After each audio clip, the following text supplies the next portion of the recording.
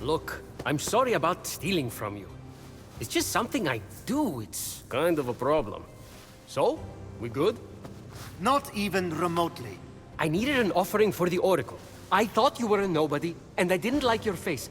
But that's all behind us now. We have to go. Didn't like my...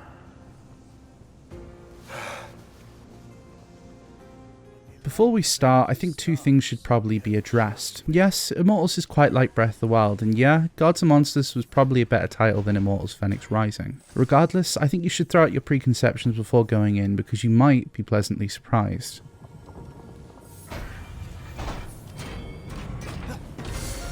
I recently got given the opportunity to play the first 4 or so hours of Immortals Fenyx Rising, so let's take it from the start. The central story is told by Prometheus and Zeus locked in a wager telling Fenyx's story, a puny mortal attempting to challenge the might of Typhon. If he manages to win, Prometheus earns his freedom, but if Zeus is right, Prometheus must help him take down Typhon. A simple but rather effective story. You play the role of Fenyx, a shield bearer left stranded after a boat is wiped out in a storm. Naturally enough, I made a green character with luscious blue hair, and the two narrators, Prometheus and Zeus, just loved it. This set me up for the rather odd tone of Immortals quite well. It's a strangely humorous game, and the narrative is consistently interrupted with one-liners and little asides.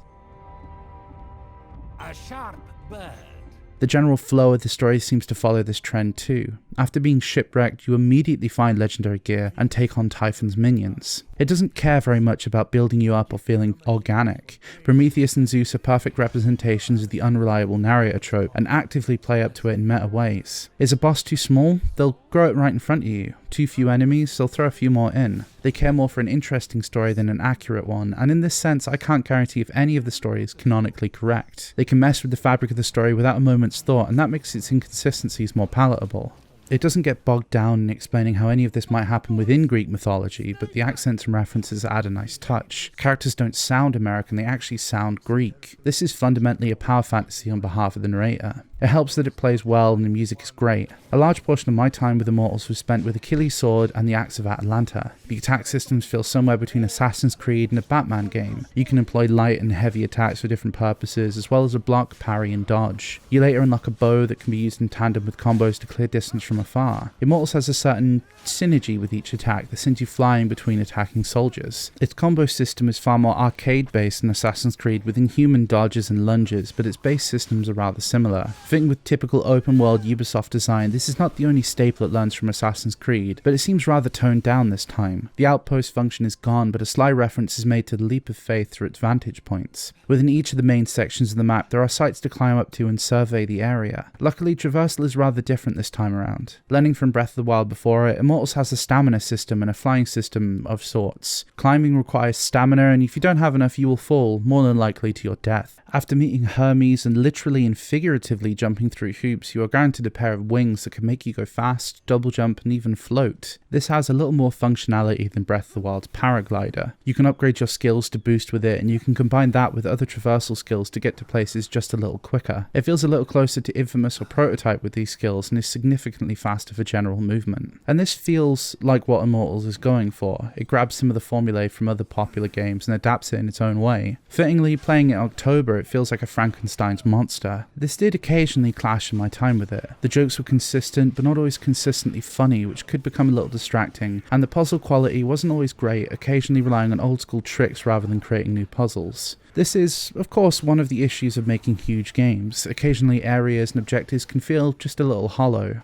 The objectives and puzzles span from fighting certain creatures to manipulating weight to fairly obtuse musical puzzles or the chiseling of a marble statue. It was not always excellent, but it was always fun. It aims to offer a constant upgrade system, but the ends of that system felt transparent from the first hour. You can pick up ambrosia to upgrade health, coins of Charon to upgrade your skills, and Zeus's lightning to upgrade your stamina at a central hub called the Hall of Gods. At the speed I was upgrading my skills and the amount I could see in the hub, it felt like there was a very distinct level cap that might be reached fairly early on. One can only hope I'm wrong about that though.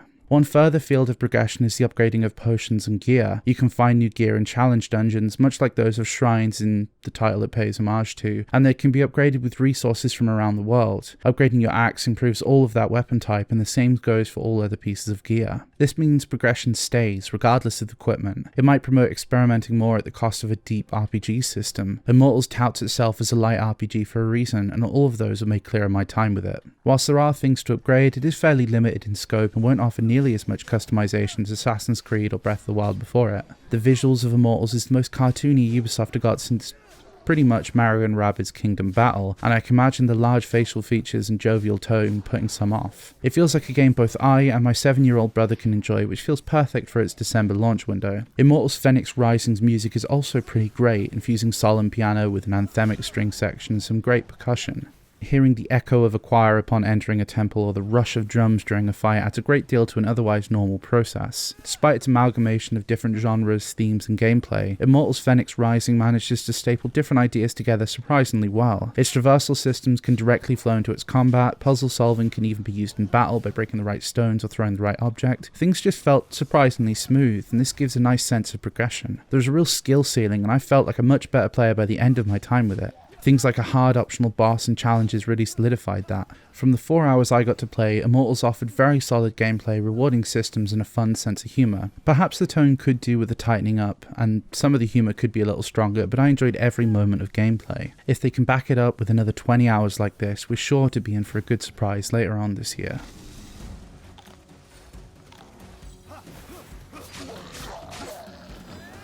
Hi, this is James from God is a Geek, and thank you for watching this little preview I've put together. If you like this and want to see more coverage of this or any other game coming out in the next, 10 years, then go ahead and subscribe or check out the site, maybe like it, and if you really, really like it, then go ahead and check us out on Patreon, where we have exclusive rewards like early access to the podcast and videos, access to private Discord, and a few others, so please check all that out. Thank you.